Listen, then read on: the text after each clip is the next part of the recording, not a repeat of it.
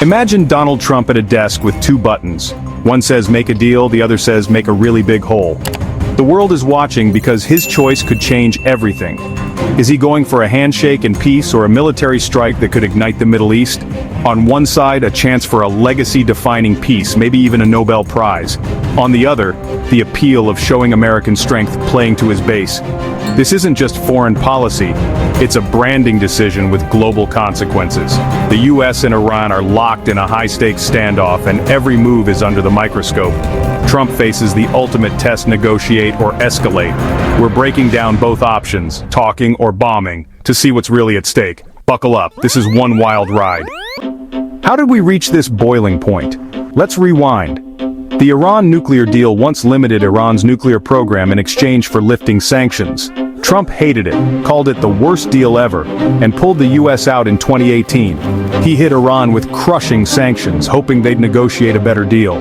Instead, Iran's economy tanked, but they pushed back, restarting nuclear activities and escalating tensions. Attacks on oil tankers, downed drones, and strikes on Saudi oil facilities followed. Now, both sides are locked in a dangerous standoff. The old deal is dead, sanctions remain, and military threats loom. It's a tense stalemate. One wrong move could spark a major conflict. This is the high-stakes situation Trump must navigate. The stage is set for a dramatic final act. What does the peace option look like? It starts with tough, high-stakes negotiations. Both sides would need to compromise, the US easing some sanctions, Iran accepting stricter nuclear limits and inspections. It's a diplomatic dance. One misstep, and it all collapses.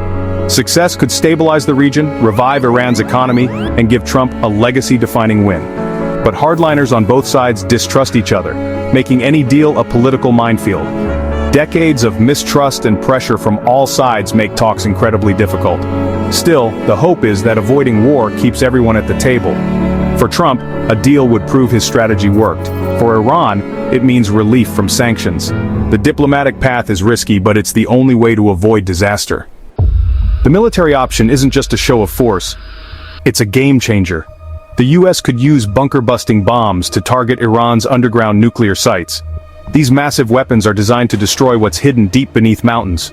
A strike would devastate Iran's nuclear program, but it would also be an act of war.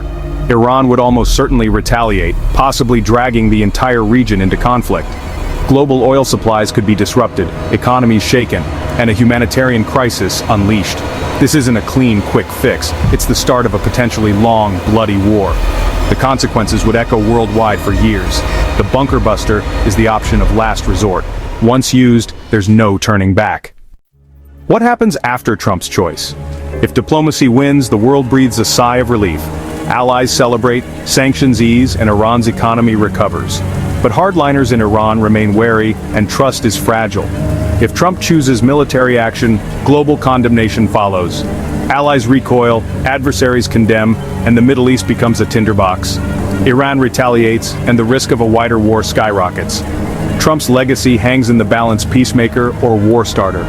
He's unpredictable. Tough talk one day, restraint the next. The choice is a defining moment with no easy answers.